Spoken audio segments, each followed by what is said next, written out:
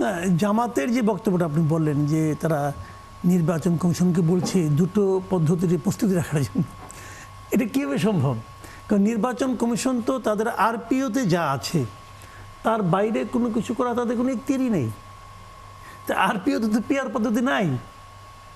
PR পদ্ধতি যদি আপনার আরপিওতে ঢুকানো হয় তাহলে আরপিও অনুযায়ী তারা কাজ করবে। বাংলাদেশের যে বর্তমান যে সংবিধান বলেন, বর্তমান যে নির্বাচনী আইন বলেন, কোথাও পিআর পদ্ধতি নাই। কাজে নির্বাচন কমিশনের কাছে তারা প্রস্তুতি রাখতে বলে কিভাবে, এটা আমার কাছে আমার মাথায় খেলে না। তাহলে কি জামাত আশা করতেছে যে নির্বাচন কমিশন যখন ফেব্রুয়ারিতে নির্বাচনটা করবে তার মধ্যে তারা পিআর পদ্ধতি বাস্তবায়নের কাজ করতে পারবে? কীভাবে আশা করতেছে? আমি এটা বোঝার চেষ্টা করতেছি যে তারা যদি মনে করেন যে এর মধ্যে আমরা পিআর পদ্ধতি বাস্তবায়ন করে ফেলবো, কীভাবে করবেন? আপনি আন্দোলন করবেন, মানুষকে নিয়ে মাঠে নামবেন, মাঠে তো অলরেডি তারা আছে, আর বিভিন্ন কর্মসূচি দিয়েছে। মাঝখানে দেখলাম তারা নাকি বিভিন্ন জেলা প্রশাসককে স্মারকলিপি দিচ্ছে। জেলা প্রশাসককে স্মারকলিপি দিয়ে কী হবে? জেলা প্রশাসক কি পিআর পদ্ধতি বাস্তবায়ন করা না করার ক্ষেত্রে তার কোনো ভূমিকা আছে? নাই তো ভাই। এমনকি এই জিনিসটা সরকারেরও ভূমিকা নাই। সরকারও পারবে না যে পিআর পদ্ধতিতে ইলেকশনটা মানে করার জন্য। সরকারের কি এটা এর মধ্যে পড়ে না তো? তাহলে এইটা করতে গেলে আপনার পুরো আরপিওটাকে চেঞ্জ করতে হবে, এবং এর যে বিভিন্ন দলের একটা ঐকমত্য লাগবে।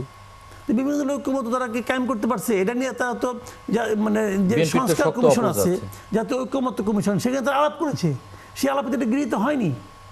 এমনকি ওখানে যেটা হয়েছে উচ্চ কক্ষে পিআর হবে বলে সংস্কার কমিশন থেকে বলা হয়েছে, সেটাও ওখানে কিন্তু বিএনপির এখানে নোট অফ ডিসেন্ট আছে, কিন্তু ওটাও গৃহীত হয়নি।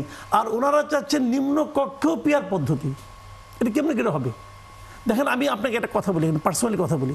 আমি নিজে পার্সোনালি কিন্তু ব্যক্তি হিসাবে আমি মাসুদ কামাল, আমি কিন্তু পিআর পদ্ধতির পক্ষে।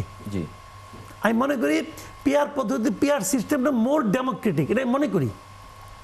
বাট প্রবলেমটা হলো পিআর পদ্ধতিতে সারা দুনিয়ায় অনেকগুলি আছে, সিস্টেম আছে। যেমন নেপালের যে পিআর পদ্ধতি, ওটার সঙ্গে কিন্তু আপনার ইসরায়েলের পিআর পদ্ধতি একটা, ইসরায়েল এবং নেদারল্যান্ডের একটা সিস্টেম, আবার জার্মানিতে আরেক ধরনের পার্থক্য। আপনি কোনটা চান সেটা তো আপনাকে ক্লিয়ার করতে হবে।